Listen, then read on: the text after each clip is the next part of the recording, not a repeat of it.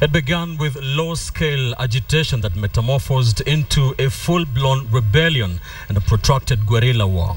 We're talking about the long struggle for Kenya's independence that eventually kicked out white minority rule and installed an African government on that 12th day of December 1963. On that night, the Union Jack came down and in its place rose the Kenyan flag, the first symbol of national sovereignty. And tonight, we begin our special broadcast, Kenya at 50, from multiple locations across the country to take the pulse of the nation at this historic moment. A very good evening, wherever you are on this Monday night, just 2 days away from the 50th Independence Anniversary. I'm Ben Kitili, and tonight, on this special occasion, we also welcome on board the latest member of our dynamic team here at KTN, Nancy Kacungira. Thank you, Ben. Yeah, it's great to be joining a newsroom with such a rich tradition of quality journalism. This is Kenya at 50. Now, true to tradition here at KTN, our team of experienced journalists is all set to cover this crucial milestone the way that only we can. In Kacungira, one of the enduring symbols of colonial brutality, we have KTN's Catherine Omwando with a fresh perspective from that North Rift town. And in Mombasa, our senior coast reporter Ferdinand Omondi will be giving us a glimpse of what 50 years of independence has meant for residents of the 6 counties down there. Here in the capital, Nairobi, Rita Tinina will be live from our city centre studios with the latest on government preparations. And in the Central Business District, Edith Kimani will take us down memory lane with some of the landmarks you probably know very little about in the city. Well, let's now go to our first story. We begin where we should, and that is in the last-minute preparations ahead of Kenya's celebrations to mark 50 years of independence. The 5-day party begins on Wednesday at Uhuru Gardens, where the national flag will be hoisted at midnight and culminate with an air show at the Wilson Airport on Sunday. KTN's Rita Tinina has details of what is lined up for the celebrations. At the Safaricom Kasarani Stadium, school children tell it all through this formation. 50. In just 2 days, the country will mark half a century since it gained independence. At Kasarani, personnel were busy making sure that the main venue for Kenya's birthday celebrations is ready for the grand party. From the painting, fitting of CCTV cameras to fixing the access to the VVIP podium, personnel worked to get the stadium ready. Local artists who will entertain guests during the celebrations were also here for rehearsals. The Safaricom Kasarani Stadium will play host to the Jamhuri Day celebrations on Thursday, as well as a Kenya at 50 concert on Friday. Quite a number of surprises for Kenyans on the 12th at Kasarani, and we wish to urge all of them to come in large numbers and witness this historic moment. But events to mark the 50th anniversary will kick off on Wednesday at the Uhuru Gardens in Langata. Here too, work is in progress to get the grounds ready. At the stroke of midnight on Wednesday, a flag will be hoisted here. President Uhuru Kenyatta will also plant a tree just meters from where his late father, Mzee Jomo Kenyatta, Kenya's founding father, planted this Mugumo tree 50 years ago. All preparations are on course in terms of making sure traffic and security matters are taken care of. Gates to the Uhuru Gardens will be open to members of the public at 2 p.m. on Wednesday for a concert. The entertainment will go on until after Kenya turns 50. The 5-day celebrations will culminate in an air show at the Wilson Airport on the 15th of December. Dignitaries from different parts of the world are expected to grace Kenya's Golden Jubilee, with at least 10 heads of state and government already confirming their attendance. Intend to continue with our celebrations by ensuring that we've got legacy projects for Kenyans. Kenya at 50 is not about a party. As the country marks 50 years of independence, many Kenyans have a reason to celebrate. Some, however, do not see what the hula baloo is all about. Either way, Kenya at 50 provides the country an opportunity to reflect on her past, assess her present, and plan for her future. Rita Tinina, KTN. Thank you, Rita. Let's now take a look at some of the key independence milestones as we celebrate 50 years of independence. Now, colonial governor Sir Evelyn Baring, who had arrived in Kenya just a few days before the 20th of October, put pen to paper and signed the emergency declaration. According to British statistics, only 32 British soldiers died, while over 11,000 land freedom army fighters, who the colonialists named the Mau Mau, were killed. The emerged period remains the bloodiest in Kenyan history, as well as one during which hundreds of thousands of Kenyans were forced into security villages by the colonial government, were disposed of their land and property. That happened then. After this, now, despite the huge reversals that the Mau Mau faced during the emergency, the colonial government was forced to come to terms with one thing: that Kenya could not remain colonized for much longer in what was seen as the first move to appease Africans. The Swanton plan, crafted by Colonial Agriculture Secretary Swaneton, recommended and instituted the consolidation of land in native areas, and would lead to the passing of the laws that gave Africans their first title deeds, as well as the right to grow cash crops like tea and coffee. Of course, after that, key agricultural development.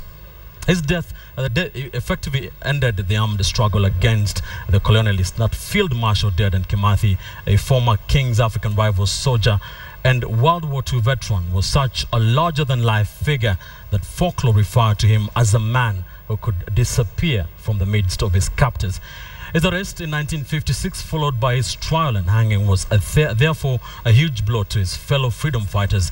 The locations of his remains are still unknown to date. And of course, we know the trial that was, of course, starred by the infamous Roson Macharia. Let's move on, and the roadmap to independence is laid like this. Under the chairmanship of the Colonial Secretary Macleod MacDonald, the first Lancaster House Conference of 1960 began the groundwork for the crafting of Kenya's independence constitution. It was for the first time a consultative process in which all of Kenya's communities were represented, whereas the conference could have had better outcomes. The lifting of the ban on African political parties after the Lancaster Conference was a significant step towards self-rule. Those were some of the key milestones, of course, from that 1952 area when a state of emergency was declared in Kenya, Nancy, and that led to independence on December 12th, 1963. It was a long road, wasn't it? It is a long road, and 50 years later, you can understand what we as Kenyans are celebrating. Absolutely. We're going to take a quick break, but don't go too far. So many more stories coming your way here on KTN.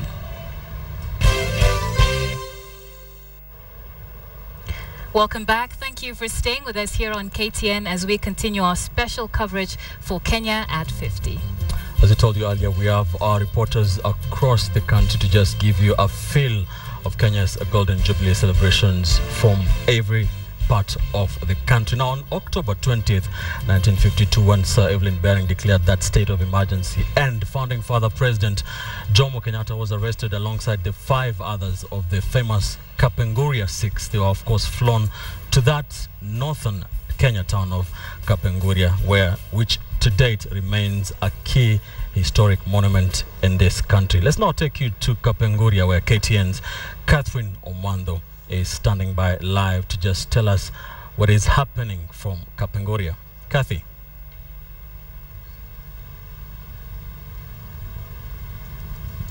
Thank you, Ben. We are standing in front of 6.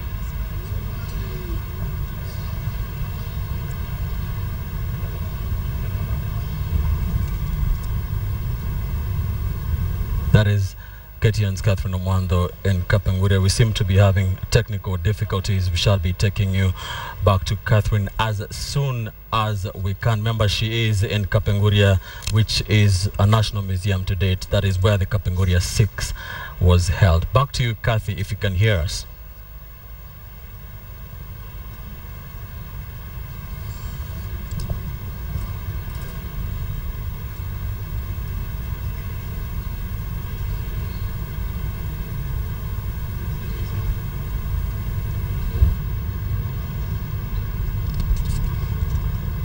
Catherine Omando they are still having technical difficulties. Of course, that is a very important part of the history of this nation. We shall be going back to Kathy to just find out if we can be able to communicate with her.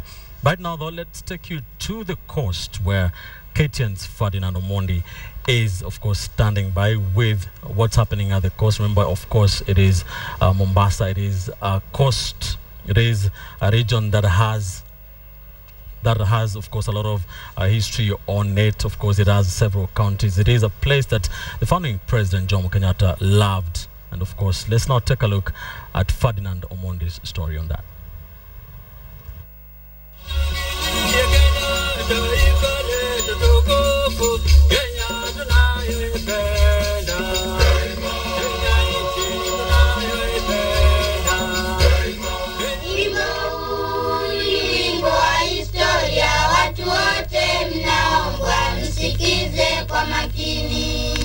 Johnston Muigai Kenyatta, or simply Jomo Kenyatta, Kenya's first president and founding father of the republic, a man whose legacy is as revered by some as it is criticized by others. Kenyatta took over the reign of the country upon Kenya's independence in 1963 as prime minister. A year later, Kenya became a republic and Kenyatta became president. He appointed Jaramogi Oginga Odinga as his first vice president, a fitting reward for a man who refused to form the first African government until Kenyatta was released from prison. However, their relationship would soon break down over ideological differences, setting the stage for one of the most bitter family and, by extension, community rivalries that have haunted this country to date.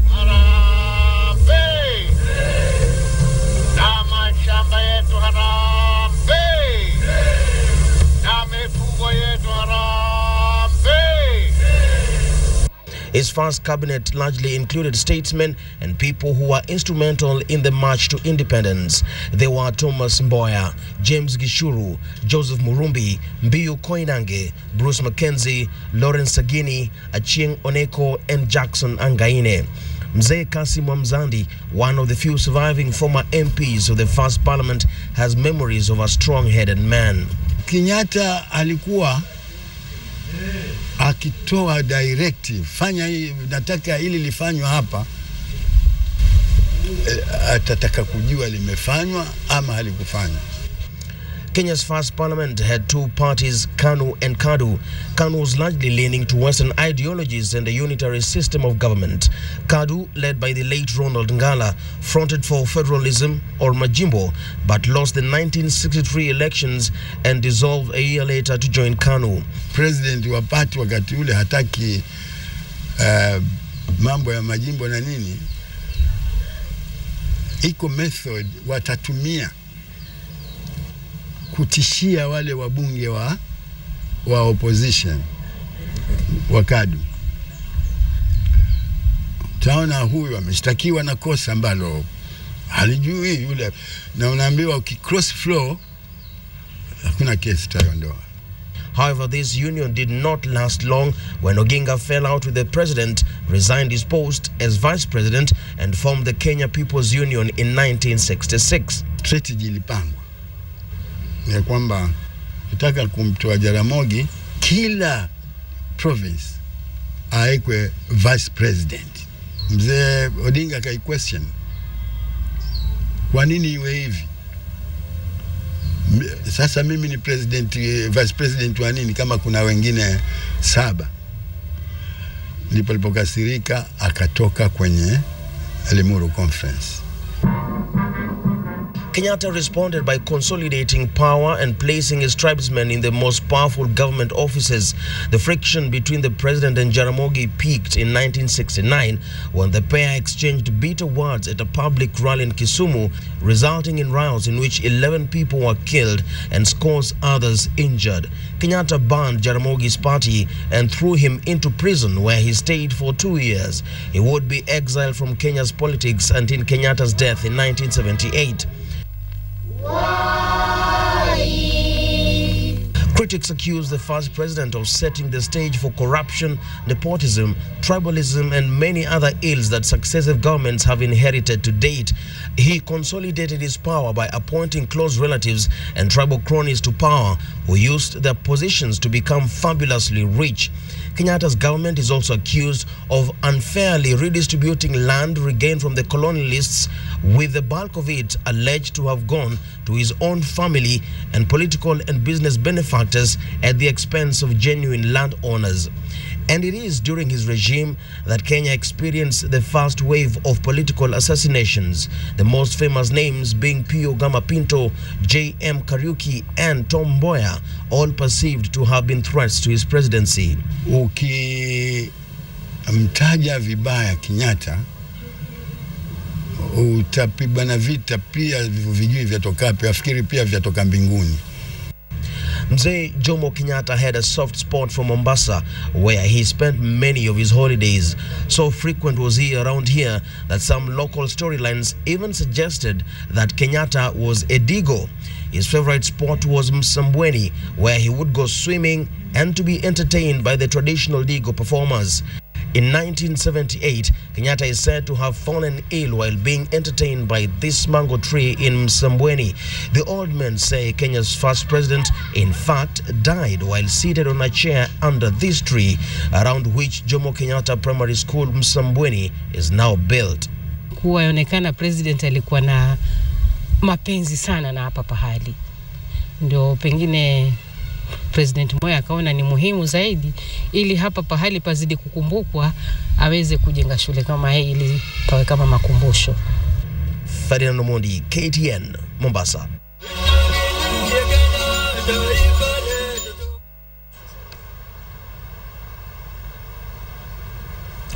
Now, as we mentioned before, we have reporters stationed around the country as we bring you special coverage of Kenya at 50. We're going to the Central Business District here in Nairobi right now, where Edith Kimani is. Good evening to you, Edith.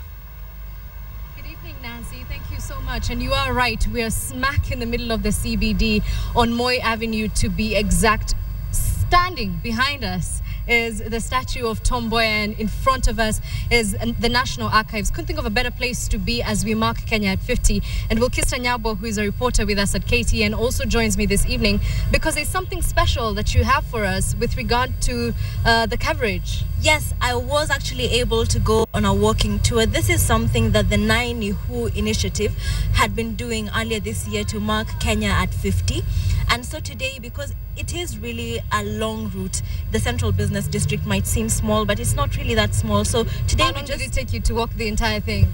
Well, I will admit that we cheated a little bit.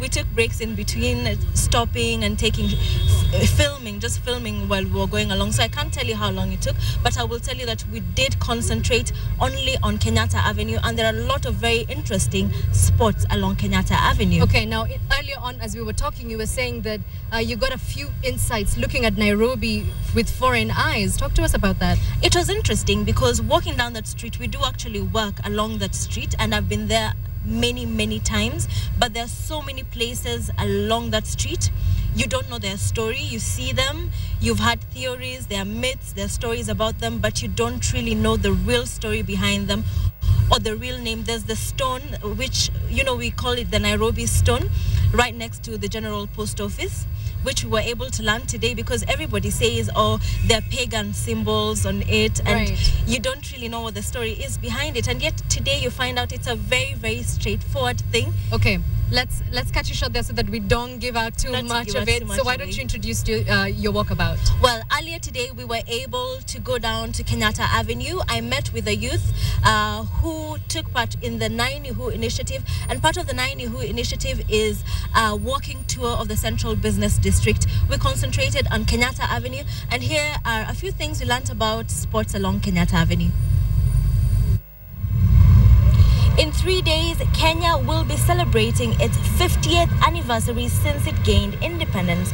And what better way to celebrate than to remember facets of Kenya's history? Now we are on Kenyatta Avenue, the street that was named after Kenya's first president. But that's not all there is to this street. Along the street, there are several monuments that pay homage to Kenya's history and those who fought for Kenya's independence. And we are now joined by Kevin Makachia, who has been involved in the Nainihu initiative, doing city tours and city walks and visiting some of the places that have a special significance in Kenya's history. Now, Kevin, where we are right now, we are right in front of Kipande House. And Kipande House has a very special history. Why is Kipande House important? Kipande House was built, that's around 100 years ago.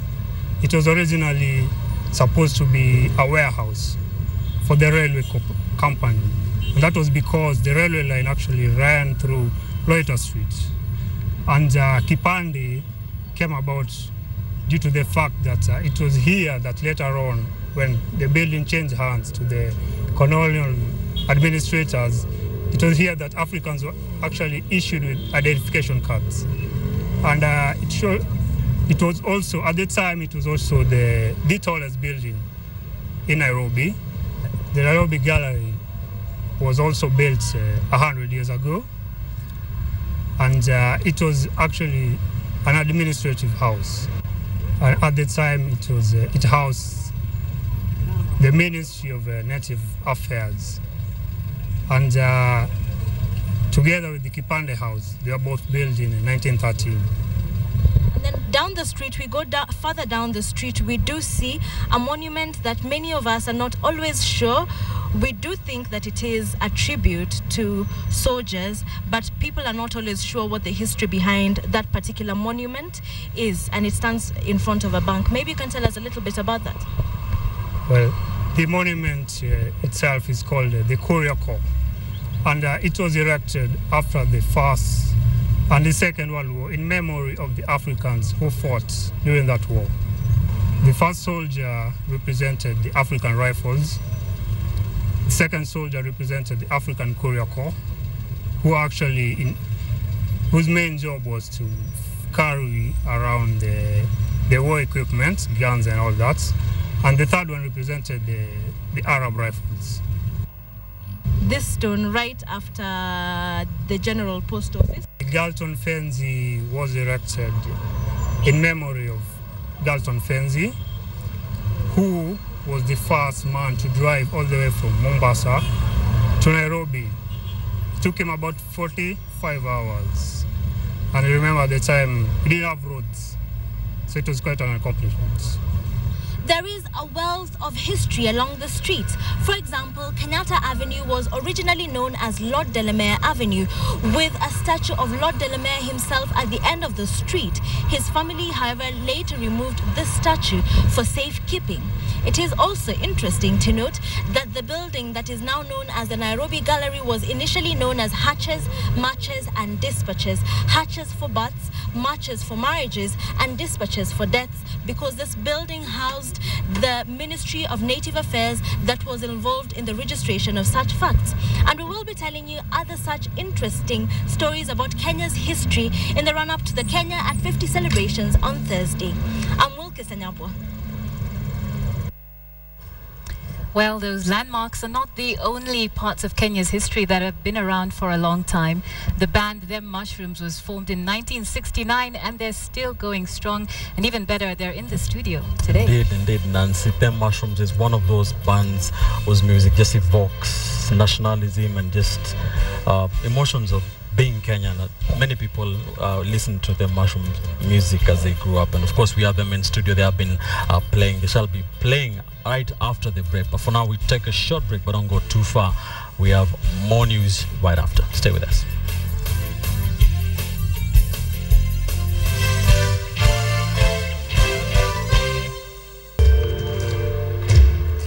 It began with a low-scale agitation that metamorphosed into a full-blown rebellion and a protracted guerrilla war.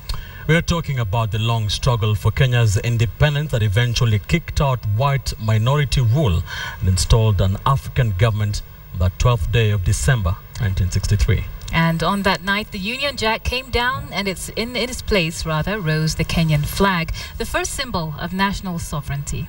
And tonight we begin our special broadcast, Kenya at 50, from multiple locations across the country to take pulse of the nation at this historic moment. Ben Kitili, and once again on this special occasion, we welcome on board the latest member of our dynamic team here at KTN, Nancy Kacungira. Thank you very much, Ben. It's definitely a great honor to be part of this team. Now, true to our tradition here at KTN, our team of experienced journalists is all set to cover this crucial milestone the way only we can. Now, in Mombasa, our senior coast reporter Ferdinand Omondi will be giving us a glimpse of what 50 years of independence has meant for residents of the 6 counties down there. In Kacungira, one of the enduring symbols of colonial brutality, we have Catherine Omwando with a fresh perspective from that northwest town. And back here in Nairobi, Rita Tinina will be live from our city centre studios with the latest on government preparations. And in the Central Business District, KTN's Edith Kimani will take us down memory lane with some of the landmarks you probably know very little about in the city. But first is a look at the day's top stories.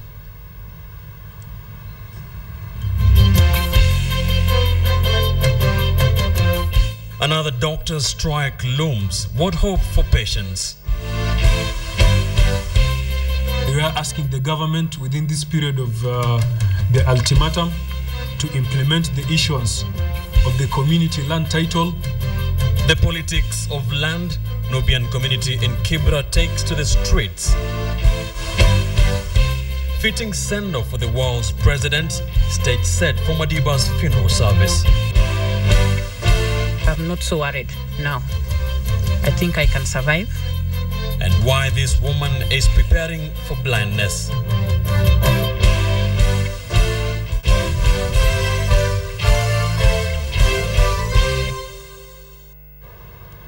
Welcome to the program. Now, amid the challenges, the country is still set for the biggest party since 1963. That's right. The Jubilee celebrations are due to begin on Wednesday at Uhuru Gardens, where the national flag will be hoisted at midnight and culminate with an air show at the Wilson Airport on Sunday.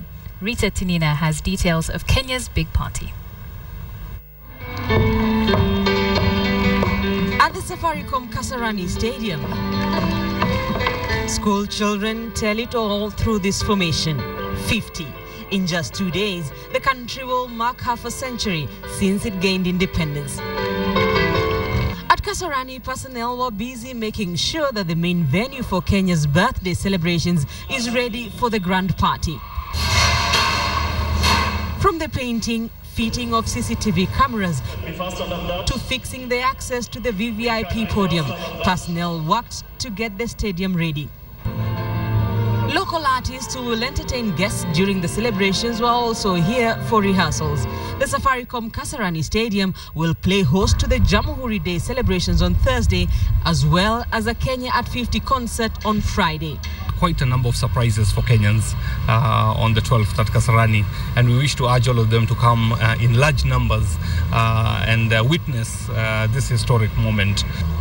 But events to mark the 50th anniversary will kick off on Wednesday at the Uhuru Gardens in Langata. Here too, work is in progress to get the grounds ready. At the stroke of midnight on Wednesday, a flag will be hoisted here. President Uhuru Kenyatta will also plant a tree just meters from where his late father, Mzee Jomo Kenyatta, Kenya's founding father, planted this Mugumo tree 50 years ago. All preparations are on course in terms of making sure traffic and security matters are taken care of. Gates to the Uhuru Gardens will be open to members of the public at 2 p.m. on Wednesday for a concert. The entertainment will go on until after Kenya turns 50. The 5-day celebrations will culminate in an air show at the Wilson Airport on the 15th of December. Dignitaries from different parts of the world are expected to grace Kenya's Golden Jubilee, with at least 10 heads of state and government already confirming their attendance. Intend to continue with our celebrations by ensuring that we've got legacy projects for Kenyans. Kenya at 50 is not about a party.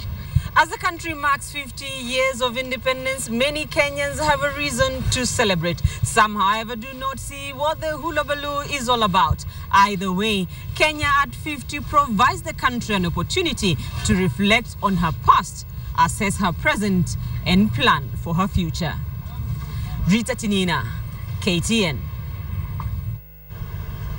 Well, we continue to traverse the country for our Kenya at 50 coverage, and now we go to Catherine Omwando, who is in Kacungira. Over to you, Catherine. Thank you, Nancy. Now, earlier we're here at Kacungira in front of the 6 cells that were holding the Kacungira 6. Now, this particular building was built specifically for these detainees who were once kept at a detainee camp with other detainees at the time in 1951 to 1952. And now what we can see here are the 6 cells, but there's actually a 7th cell, but they're not Kacungira 7, they're Kacungira 6. The reason why was Achengo Neko, who was among the Kacungira 6, actually when he was giving out his evidence or his testimony in trial, he said that I come from a different community from everyone else, and I do not speak Kikuyu, and I cannot administer oaths, and oaths can't be administered to me. Now, this particular evidence that he gave in court actually earned him freedom for some time. So he was released, and there were then the 5 were kept here. So when he went out, we're told by the curator here that he formed a group that started to agitate for the release of the other 5. So that's how he was caught and brought back to the cells here, and then it became Kacungira 6. But he was built a particular standalone cell away from these 6 cells, and that's why there's 7 cells at this particular place. There's also another misconception that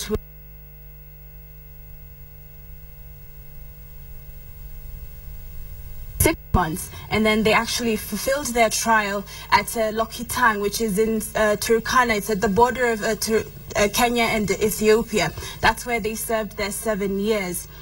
There are a lot of interesting things about Kacungira, in the mere fact that it's a pivotal area for Kenya, and we cannot talk about commemorating 50 years of independence without talking about Kacungira. So we'll be here, we'll be stationed here, bringing you everything that is Kacungira during the celebration period.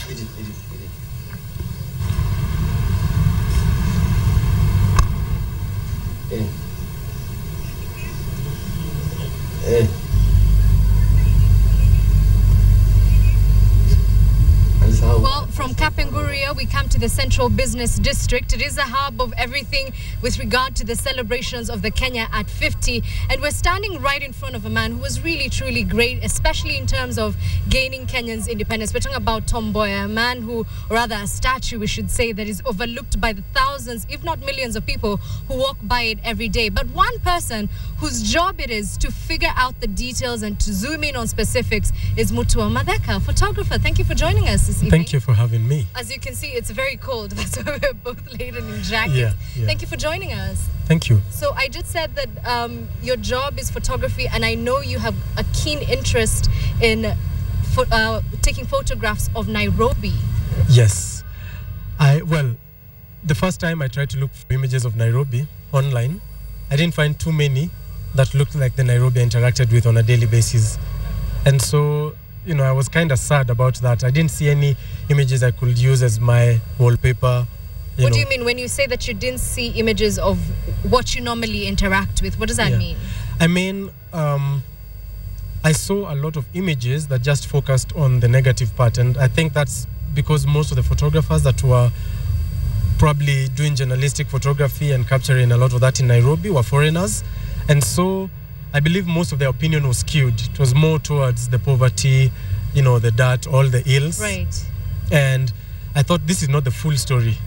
It's a story, but not the full story. It's a story, but not the full story. Speaking of stories, we're standing right in front of the National Archives, which our viewers can't see at the moment. Yeah. But this is where we're supposed to have our heritage sort of in a database. Do you think in the next 50 years, our children's children will be looking at your photographs and saying, oh, that's what Kenya looked like 50 years ago? Yeah. Quite honestly, I truly hope so, because for me, that's the plan. I just the other day I was looking at pictures of Nairobi in the 50s and 60s, and I was like, imagine how cool it will be, because some of those guys photographed Nairobi then. Now us guys are photographing Nairobi now, and throughout my life I hope to photograph Nairobi, chronicle the changes. Right. And after I'm gone, hopefully someone else will take over that. Because it will be cool to look at, it will be cool for me to look at my own images and say, this is 2000, this is 2010, this is 2020, right. This is 2030. Now, I know you're specifically interested or keen on Nairobi, as we have been mentioning, but with devolution, we're hoping or at least expecting that a lot of that will move into other places. Yes. Do you think in the near future, as you keep photographing, you're going to see differences in that? I think so. And even now, well, my focus now is just Nairobi, just because it's closest to me. I'm here. I might as well use what I have. Yeah. But I think there's so much more in the other counties that is of interest that is not really, cityscape. But there's so much interesting things that happen, and I travel a lot within the country just looking for interesting spots to photograph. Okay, so I've got to ask, do you have an inspiration from 50 years ago, or even a Kenyan who was taking photographs of their city, of their village, that you draw inspiration from, or any Kenyan for that matter? Well, quite honestly, every day, I can't peg it on one. But one of the things, every time I say Nairobi, I find Nairobi to inspire me. Sometimes people look at me like I'm mad or I'm just being poetic. But really, every time I'm on the streets, there's something interesting happening that makes me think, well, this is my city. There's always something interesting. There's always a guy somewhere doing something, seated somewhere, minding their own business, making, carrying some form of art thing. I think there's always something interesting if you are keen enough to look. If you're keen enough to look. All right, we have to hand over back to the studio. But before we do, you already have initiated a movement. People know your photographs. You have a huge collection from what I've observed. Yes. But in the next years, what is your dream as a photographer and as an artist in Kenya, looking forward? Well, looking forward, I truly, truly hope that, one, we shall have more Kenyans telling stories of where they're from. And that's something I've always insisted with my photography. It's my story of where I am. It might not be your story. But I wish, if you could, you told your story somehow. So I think most of us need to own our own stories, tell them, whether it's in photographs, writing, or whatever. And that's the future, I hope that we shall see in the arts. Just stories of our own place in whatever thing you experience. In our own language. Exactly. All right. I'm going to have to cut you short there because we're running out of time. But thank you for joining us. Well, Nancy, there you've had it. Mutua Madheka's message for Kenya at 50 is tell your own story in your own way, through pictures, through sculptures, or even through journalism. Back to you, Nancy. Thank you very much, Edith. That was Edith Kimani in the Central Business District right here in Nairobi. Let's move on with our bulletin now. Even as the country celebrates the 50th anniversary, it's not all party, as health workers have confirmed that the national strike is on from midnight tonight. The union executive members held a 9-hour consultative meeting with government officials, including Cabinet Secretary Anne Waiguru and James Macharia, failed to come to an agreement. Now, the health workers want a health bill and policy enacted before the devolution of the sector is put in action. So we would like to reaffirm that our strike is on and it is starting today at midnight. So we would like to inform the general public that starting tomorrow, we are not going to be offering services in the public hospitals. So they need to make alternative arrangements so that they can get treatment from other hospitals, because the public hospitals are not going to be offering the services as usual. The issues that may be informing the announced strike are not HR issues. They are not labor issues. They are issues that are beyond the resolution of either this the Council of Governors or the national government or even Parliament. It will require, some of them would even require a referenda. And therefore, this would, if indeed it goes ahead, this would be a strike against a constitutional provision, which would probably require a referendum before it is resolved. It was explained to the unions that the government could not guarantee the enactment of a law because that was the proper province of Parliament. The executive, however, did commit itself to develop the proposed health bill and table it by February 2014.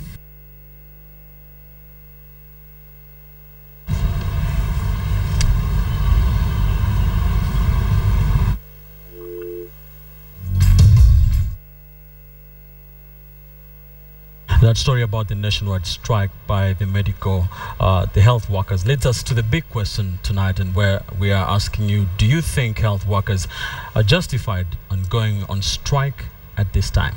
Yes, we'd love to hear from you. Send us your yes or no response together with a short comment to the number 22155, and we'll take a look at some of them during this live newscast. You can also tweet us at KTN Kenya. My handle is at Kacungira, and you can tweet Ben as well at Ben_Kitili.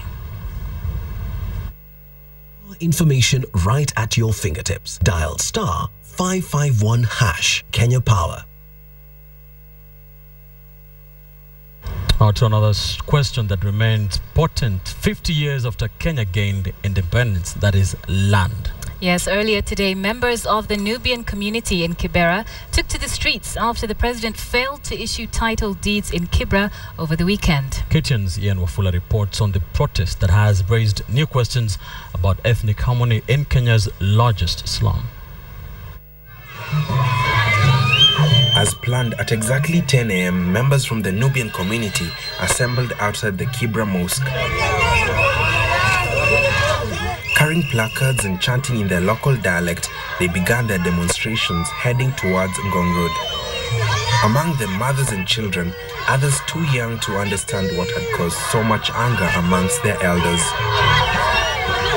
First stop was at the district commissioner's office, where they attempted to get access but were then met by able-bodied administration police. Finally, they made their way to Ngong Road, where they stopped traffic for close to 30 minutes.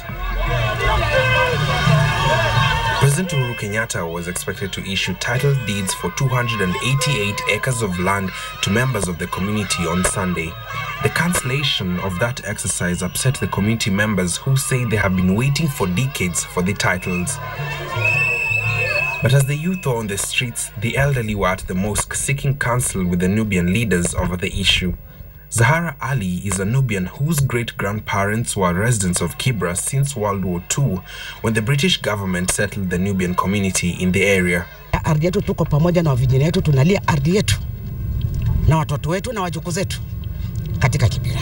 Kwa maana iliyochukuliwa ni mingi, kota ndo tunapewa na tumemkubali kota.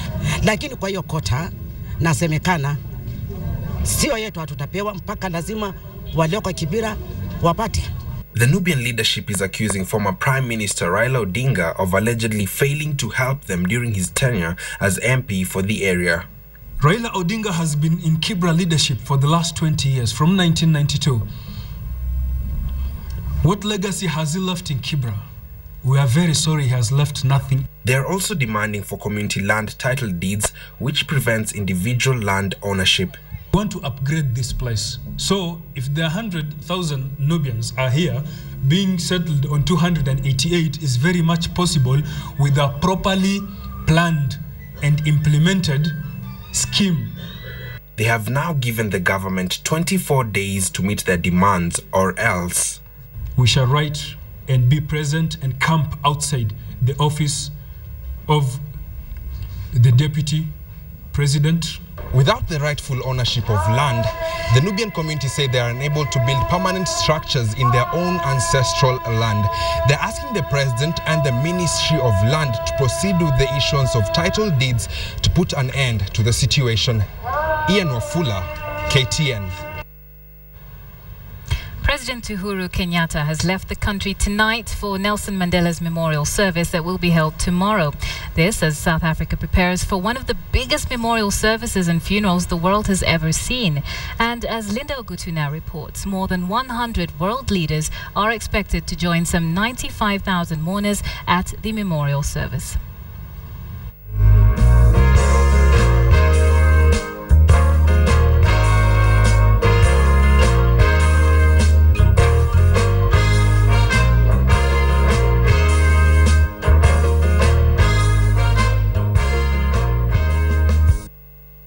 Our nation has lost its greatest son. From the minute the world learned of his demise, there have been celebrations and mourning all in equal measure. For the people of South Africa, though, theirs has been the expression of gratitude to a man who steered their country out of apartheid.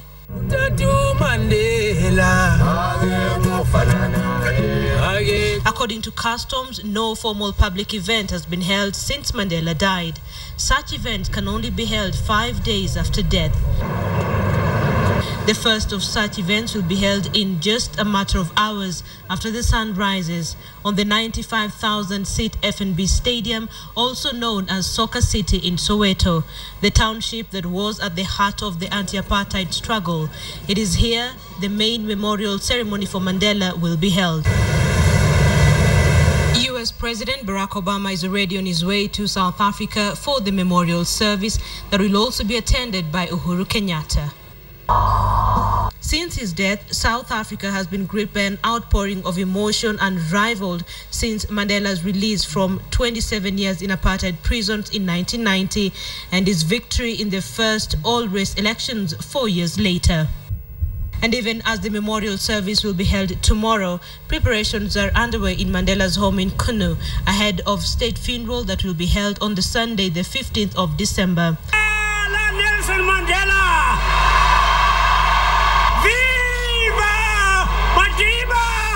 Sources say his gravesite is surrounded by bright orange aloe plants, a symbolic floral gesture to a man whose life was filled with sacrifice and tragedy, but who triumphed with a tenacity of spirit and hope in even the darkest of days. Linda Ogutu, KTN Prime. Thanks, Linda. As we've told you, more than 70 heads of government and state will be attending the memorial service of Nelson Mandela. Now, in another part of town, KTN's Asha Mwilo visited the house where it all began for Nelson Mandela. Now brings us the story of humble beginnings for the man now described as the world's president. A very good evening to you. We're following up events as they unfold from Johannesburg as South Africans prepare to bury their anti-apartheid icon Nelson Mandela this coming Sunday. The South African presidency has already confirmed that more than 90 heads of states will be coming down to the country over the next week up until Sunday. We're still not sure whether all these presidents will grace tomorrow's occasion. It will be a memorial service, a national memorial service that will be held at the FNB Stadium in Soweto.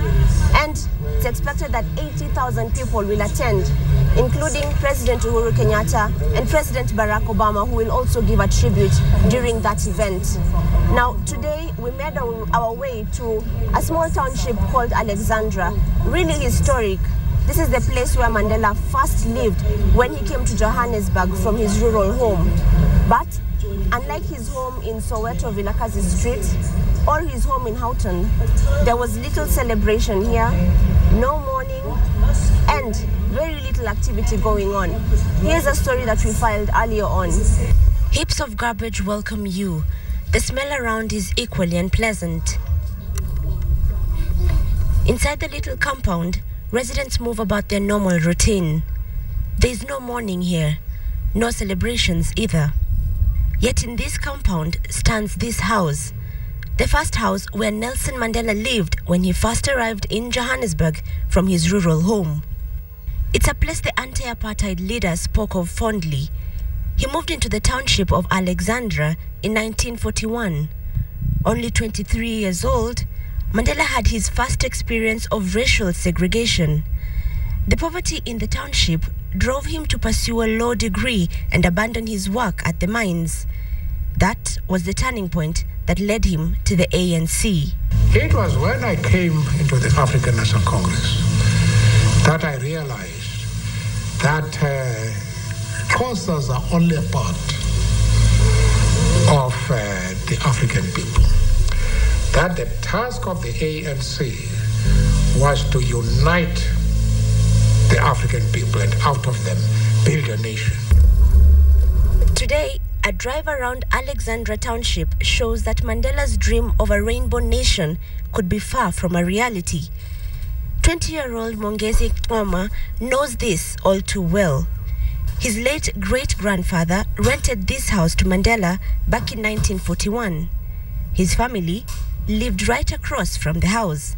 When Mandela left here, when I was around, my grandmother was actually very small. She was like 7 years old. So yeah, she did mention that she saw him and she's like that huge, like older person. It's like, hi, how are you, and all that. As the current occupant of this house, Mongezi says Mandela's accomplishments are his motivation. He'll clean his house every morning before going to school. He hopes to become a graphics designer. And a constant glimpse at where Mandela started is the reason he wants to work for a better life away from poverty. I don't think Alexandra is the way he actually visioned it himself. We have the opportunities, we just need to learn how to use them. And maybe we need someone to remind us what the vision was. We've forgotten, we've grown up to it. Currently, about 60% of South Africa's black population is unemployed. Most of those without jobs are found in townships such as Alexandra, in turn fueling criminal activities around the neighborhoods. For young South Africans like Mongezi who don't want to be part of these statistics, their pledge is now to keep Mandela's dream alive beyond his death. Asha Mwilu, KTN, Johannesburg. The Big Q in association with Kenya Power. Now, for a quick reminder of the Big Q this evening, we're asking you whether you think that health workers are justified in going on strike at a time like this. Indeed. Remember, it's just 2 days till Kenya turns 50 officially. That is our Big Q. Remember to text us your yes or no response plus a brief comment to the number 2215. You can also tweet us at Ben_Kitili, at Kacungira, and at KTN Kenya. Information right at your fingertips. Dial *551# Kenya Power.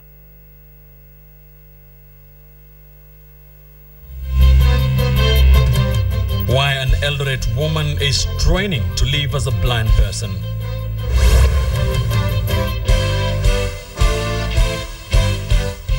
The community is trying to fight back because without mining, without transporting the material, they cannot get money into their kit. And that money is utilized. Like this year, over 450 school children got fees from that kit.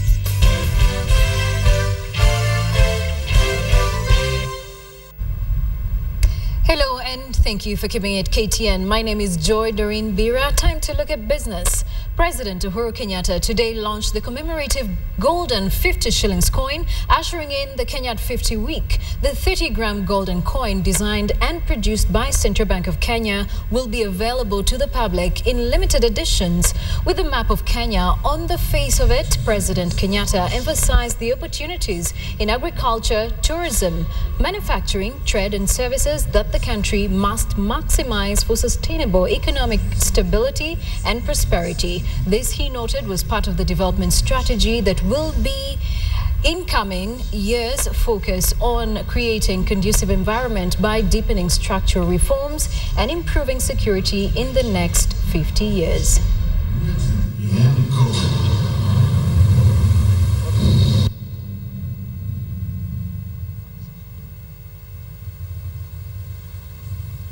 Now, the map of Kenya on the face of the commemoration coin is a poignant reminder that we are one indivisible country.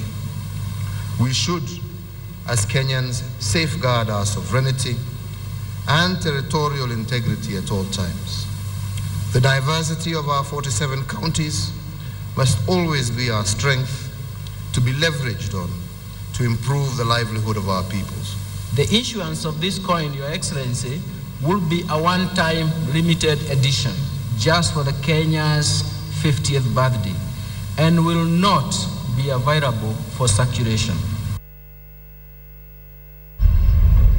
Now, the government is expected to release $500 million shillings this week to bail out Mia's Sugar Company. The funds, it is hoped, will be used to pay its contracted farmers for their cane deliveries. The bailout is a manifestation of the financial crisis that has gripped Kenya's sugar sector in the last 1 year.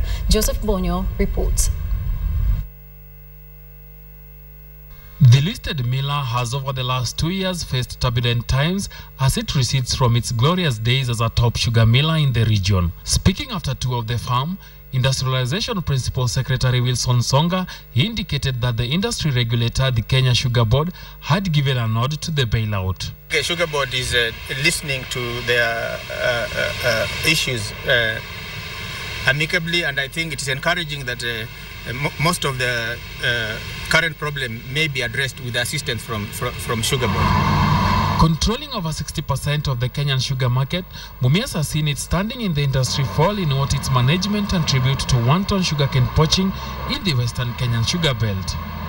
This, coupled with low sales of sugar, has seen the fortune of the listed miller dwindle. Millers are still discussing the issue, but it's becoming increasingly clear that we need to look at the issue of zoning and command areas, so that where people have got cane supply contracts with the farmers, those ones must be respected, because they build their factories based on those plans of what cane that they have developed.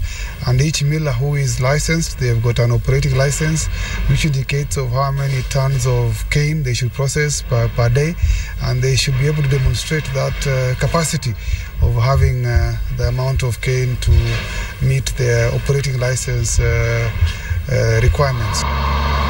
Currently, the sugar industry in Kenya is staring at a bleak future as most millers remain inefficient. Only last month, Zoya Sugar Company and Chemelil Sugar Company also benefited from a bailout aimed at keeping them afloat. Industry analysts have attributed the troubles bedeviling the sector to drought, cane poaching, and reduced soil fertility that has impacted negatively on cane yields. The sector is also facing an imminent collapse as the COMESA safeguards currently protecting them from competition runs out in the coming year. Joseph Bunyo, KTN Business. The Financial Report in association with Total. At Total, we provide high-quality fuels to all our customers, even the most demanding ones. Total, you know where to turn.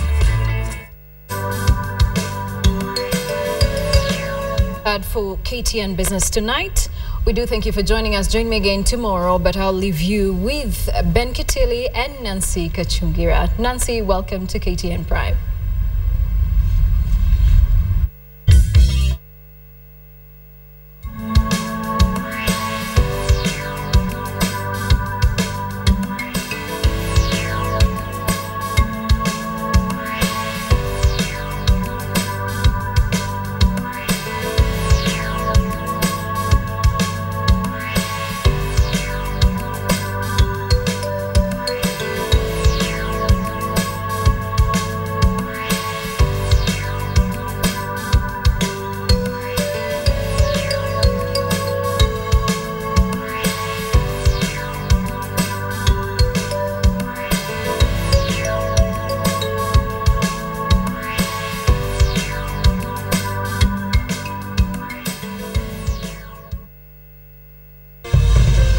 The Financial Report.